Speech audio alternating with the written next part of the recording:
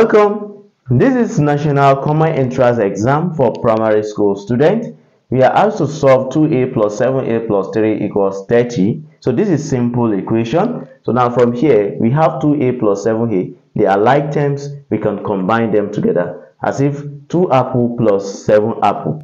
We can combine them together to have what? 9 apple. That is 9a. Then plus 3 equals 30. So now from here, so we cannot combine 9a with 3 because this one and this, they are not alike. So what we are going to do is that we are going to transpose this to this side to make a to be on one side because we are looking for the value of a. So we're going to be having 9a equals 30. As we are transposing this to the other side, you can see that this positive sign will change to what?